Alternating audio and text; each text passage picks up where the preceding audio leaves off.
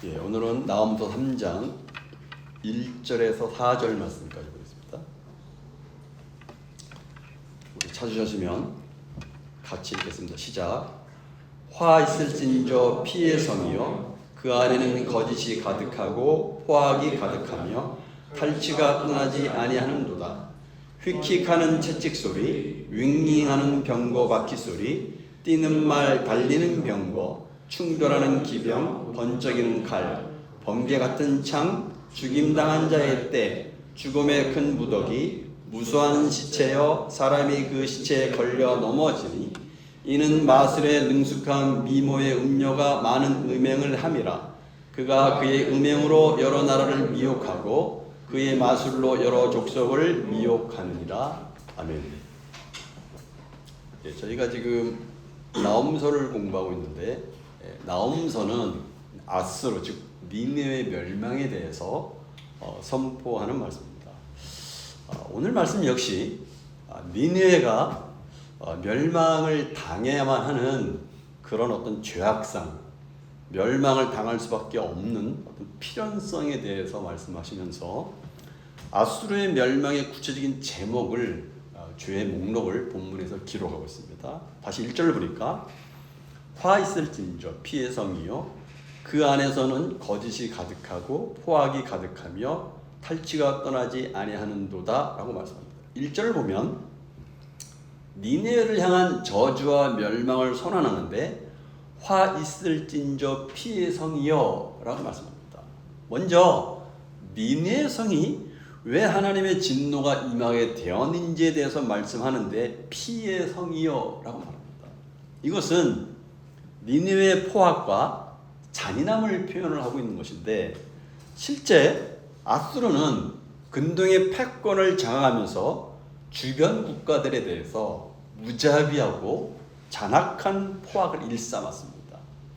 저들의 정책은 일단 정복한 국가를 완전히 해체하는 일이었어요. 그렇기 때문에 실제로 북이스라엘도 사마리아 사람들을 모두 아수르로 이주시켰고 사마리아는 다른 나라 이방인들 다른 족속들을 이렇게 쳐 부셔서 포로로 데려온 그런 이방 나라 사람들도 이주시켜서 결국은 호남 민족이 되게 하였죠. 마에라는 학자는 이 부분을 이렇게 말했습니다. 그의 책에 보니까 니느웨는 포로들에게 온갖 잔액 행위를 떡 먹듯이 일삼았다. 손발을 자르고 귀와 코를 도려내고 눈을 뽑아내고 목을 쳐 떨구는가 하면 목을 나무에 매달아 두거나 성문 앞에 쌓아두었고 심지어 산 사람에게 말뚝을 받고 아주 천천히 최후의 한 조각까지 온몸의 껍질을 벗겨내는 말할 수 없는 잔인함을 서슴지 않았다라고 마이어라는 학자는 얘기합니다. 그야말로 아수르의 도성인 니느웨는 약소국 백성들의 피로 채워진 도시이고 이와 같은 저들의 잔악한 행태를 보고 피의 성이여 라고 이야기를 하고 있는 것입니다.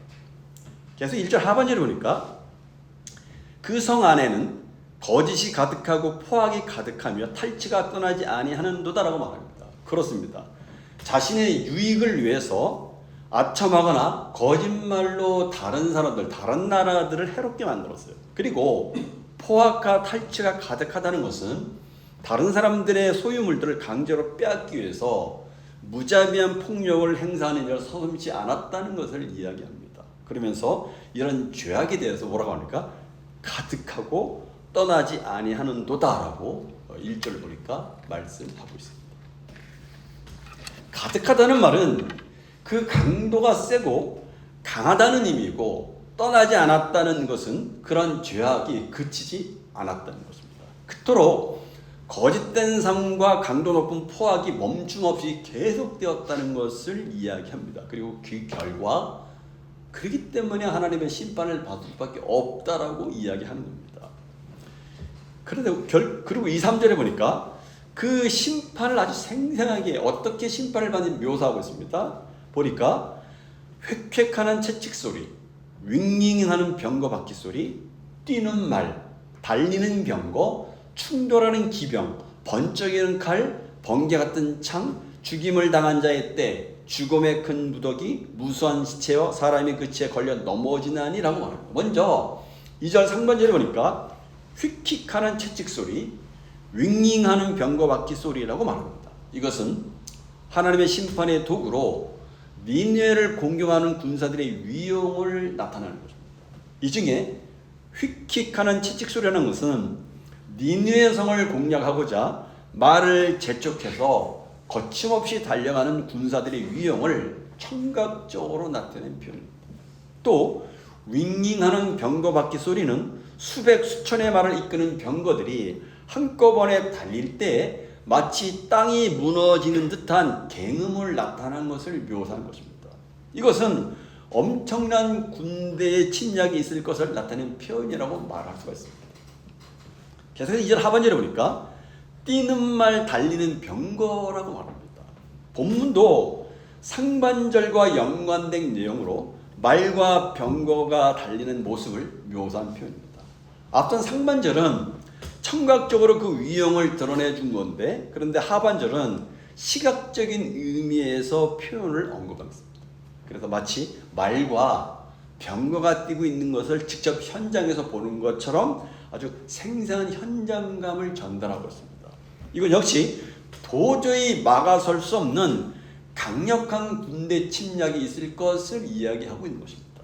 계속해서 3절 상반절에 보니까 충돌하는 기병, 번쩍이는 칼, 번개 같은 창이라고 합니다. 이것은 니느웨 성을 침략하는 군사적인 행동과 그로 말미암아 참혹한 결과를 묘사하고 있는 것입니다. 그리고 이를 위해서 모두 6개의 각기 다른 묘사가 동원되었는데 그 중에 3절 상반절에서 3개의 표현이 기술되었습니다. 이것은 모두 니느웨 성을 공격하는 군사들의 위용에 대한 어떤 시적인 묘사를 하고 있습니다. 묘사한 내용에 보면 역시 무소불위의 강력한 군사임을 나타내고 있습니다. 그래서 날쌘 말을 탄 기병들과 번쩍이는 칼과 번개 같은 창으로 무장하였다는 사실을 강조하고 있는 것을 보게 됩니다. 또 여기 충돌하는 기병이라는 것은 원어의 의미가 습격하다, 쳐들어오다 그런 말입니다. 그리고 번쩍이는 칼과 번개 같은 창이라는 말은 이들 군대의 강력한 군사적인 능력과 무자비한 살상을 강조하고 있는 이야기입니다. 계속 3절 하반절에 보니까 죽임당한 자의 때 죽음의 큰 무더기 무수한 시체여 사람이 그 채에 걸려 넘어지나니라고 말합니다. 이것은 강력한 대적의 침입으로 죽임을 당한 니느웨 성의 주민들의 처참한 모습을 묘사한 내용입니다. 여기 죽임당한 자의 때 죽음의 큰 무더기 무수한 시체여라는 3번에 걸친 중공 묘사는 바로 앞절 상반절에서 충돌하는 기병, 번쩍이는 칼, 번개 같은 창이라고 묘사한 이 3중 묘사와 대꾸를 이루는 표현입니다. 이것은 표현만 약간 달리한 것뿐이지 모두 죽임을 당할 사람들을 가리키면서는 동일합니다.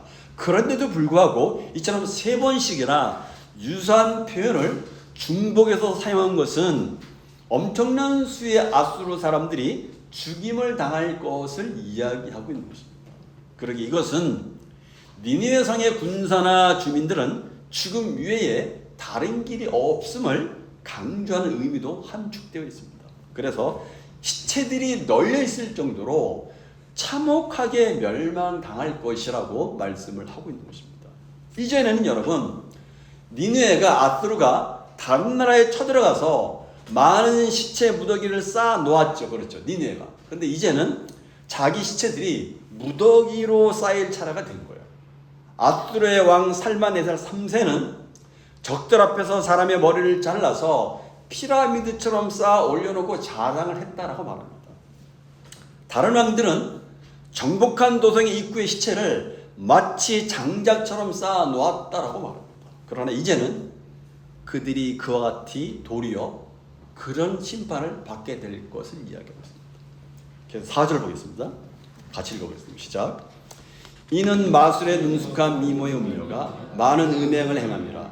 그가 그의 음행으로 여러 나라를 미혹하고 그의 마술로 여러 족속을 미혹하느니라. 4절은 아수르의 아주 매우 강교함을 지적한 내용입니다. 니느웨가 가혹한 심판을 받아야 되는 또 하나의 이유를 말씀을 하고 있는 거예요. 먼저 니느웨 심판의 이유를 설명하고자 마술의 능숙한이라고 표현을 하고 있습니다. 4절에 보니까 마술의 능숙한, 이것은 아수르의 간교한 술책을 이야기하고 있는 것입니다. 본래 마술이는 여러분 속이는 행위입니다. 마술이라는 것은 한자의 의미도 사람의 마음을 호리는 묘한 술법이나 어떤 도구를 이용하거나 손재주로 사람을 속이는 눈기술을 가리킵니다. 따라서 이것은 아수르가 이방 나라들을 점령하고자 할 때 항복을 하면 여러 가지 혜택을 약속을 하는 거예요. 너희들이 항복하면 뭐 이렇게 해주겠다 저렇게 해주겠다. 그런데 정작 항복을 하면 그 약속을 지키지 않고 가혹하게 학살을 하고 약탈을 일삼았던 그런 악행을 지적을 하고 있습니다. 근데 이들에 대해서 뭐라고 표현하냐면 마술의 능숙한 미모의 음녀가 많은 음행을 행함이라고 말합니다. 이거 문자적으로 우리가 말하는 그런 음행, 이거를 연상하면 안 됩니다. 이것은 아수르의 간교함과 간악함을 마술과 음녀라는 비유를 통해서 이야기하고 있는 거예요. 앞선 2장 마지막 절에서 아수르의 탐욕 및 포악과 잔인함을 사자로 비유해서 지적한 바가 있습니다. 그런데 본문에서는 아름답게 치장을 하고 사람들을 미혹하는 음료를 비유로 아수르의 온갖 가문 이설로 주변 국가들을 침략해서 자신들의 속국으로 만든 그런 악한 행위를 이야기하고 있어요. 근데 그렇게 해서 식민지 국가로 삼은 뒤에는 포악하게 속국의 국민들을 억압하고 약탈을 일삼는 등의 악한 온갖 악행을 저질렀던 것입니다. 그렇다는 것은 4절 하반절에 보면 그가 그의 음행으로 여러 나라를 미혹하며 그의 마술로 여러 족속을 미혹하느니라는 말씀에서 볼 수 있습니다. 그 대표적인 신뢰가 뭐냐면 남유다를 복속시키기 위해서 행한 간교한 어떤 미혹의 기만 술책을 사용한 것입니다. 그래서 아수르 제국은 남유다가 북이스라엘과 아람의 침공으로 말미암아 위기에 처하게 되자 자기가 확실하게 남유다의 편이 되어줄 것처럼 유다를 음녀의 여인처럼 미혹을 했던 거예요. 그래서 영적 안목이 없는 남유다의 아하스 왕은 의심 없이 아수르 제국을 의지하지 말라는 이사야와 아모스 선지자의 간절한 권면에도 불구하고 이를 완전히 외면하고 아수르를 구원자로 여기고 아수르를 의지하게 됩니다. 근데 그 결과가 어떻게 되냐면 아수르 제국은 아하스 왕의 손을 내밀어 요구한 대로 아람의 르시난과 북이스라엘의 베가 왕을 물리쳐 주었어요. 거기까지는 좋았는데 그러나 그것으로 끝난 것이 아니었어요. 아수르는 아람과 북이스라엘의 멸망을 시킨 이후에 그 여세로 남유다마저도 정치적으로 자기들에게 복속시키려고 했어요. 이처럼 히스기야의 부친이었던 아하스 왕 당시 아수르는 유다를 침략하려는 북이스라엘과 아람의 연합군을 막아주었지만 그것은 치밀한 정치적 외교적인 계산에 근거한 것이었어요. 아수르는 그 일로 말미암아서 이스라엘을 속국으로 삼았고 유다로부터 막대한 조공을 착취해갔습니다. 아하스에 이어서 왕이 오른 히스기야는 여호와의 신앙을 복음코자 아수르와의 어떤 그런 단절을 선언하게 됩니다. 그들에게 맺은 조약을 그리고 조공을 받지 않게 돼요. 조공을 중단하게 됩니다. 그러자 아수르는 유다를 멸절하고자 약 20만 대군을 이끌고 유다를 침공하게 됩니다. 이처럼 본문은 아수르가 약속들을 향해서 저지른 간교한 기만 술책을 지적하고 있는 내용입니다. 그리고 그것을 아수르가 심판을 받아야 되는 하나의 이유로 제시를 하고 있는 거예요. 그 중에서도 무엇보다 중요한 것은 선민 이스라엘을 그렇게 괴롭힌 것이 근본적인 이유였을 것입니다. 참으로 아수르는 자신들의 이기적인 목적을 달성하기 위해서라면 음녀와 같이 다른 나라들을 미혹하고 속이는 짓도 서슴지 않았다고 하나님께 고발하고 심판할 것을 말씀하고 있는 것입니다. 결국 천하무적이라고 자부했던 아수르의 수를 니느웨가 하루아침에 모두 불타버리고 잿더미가 되었고 무고한 자들의 피를 흘렸던 오만하고 포악한 아수르는 하나님의 심판을 받아서 역사의 무대에서 사라지게 되었습니다. 폭력으로 쌓아올린 권력은 폭력으로 무너지게 됩니다. 무겁게 흘린 피가 외치는 소리를 하나님께서 들으시고 반드시 공의로 보복을 해 주셨습니다. 하나님께서는 세계 최강이라고 자랑하던 오만한 아수르를 멸망시킴으로써 오직 하나님만이 온 세상의 주인이심을 나타내 보이셨습니다. 그렇습니다. 비록 우리가 살고 있는 이 세상을 보십시오. 악의 세력이 천하무적처럼 스스로를 자랑하고 주를 섬기는 의인들을 핍박할지는 모르지만 마치 뜨거운 태양이 떠오르면 사실은 흔적도 없이 사라질 안개처럼 악의 세력도 한순간에 멸망을 하게 될 것입니다. 우리가 사는 세상을 보십시오. 요즘 들어서는 특별히 전 세계적으로 기후 문제를 봐서라도 지진이나 태풍이나 여러 가지 그런 현상을 봐서라도 정말 주님의 때가 점점 가까우고 있구나, 이런 것들을 피부로 많이 느낍니다. 정말이 가까우고 있음을 보게 됩니다. 의로우신 왕 예수 그리스도의 심판의 날이 다가오고 있음을 우리는 보게 됩니다. 그날이 날마다 더욱 가까움을 볼수록 우리는 마음의 소망을 가지고 오만하고 방자하게 행하는 악의 세력에 가담하지 아니하고 겸손하게 거룩하게 주님의 편에 서서 살아가는 매 순간에 우리가 선택하고 결정하는 일들이 얼마나 많습니까, 여러분? 그럴 때마다 우리가 주님의 편에 서야 될 일이 얼마나 많은지, 그 싸움을 해야 될 일이 얼마나 많은지 모릅니다. 돈과 힘과 명예로 살아가는 인생은 결국은 다 무너질 것입니다. 울며 탄식하는 멸망하는 니느웨처럼 결국은 수치 속의 멸망을 당할 것입니다. 이것이 이 역사를 보면서 우리에게 주신 교훈입니다. 결국 이 땅에서 믿음을 지키려고 고난을 감당하고 정체성을 잃어버리지 아니하고 살아간 사람들은 주님의 날에 하나님께서 주시는 영광을 얻게 될 것을 우리는 또 말씀을 통해서 보게 됩니다. 매 순간 주님 편에 서서 살아가야 된다고 하는 그런 교훈을 또 오늘 말씀을 통해서 받게 됩니다. 매 순간 주님 편에 서서 살아가는 저와 여러분이 되시기 바랍니다. 기도하겠습니다.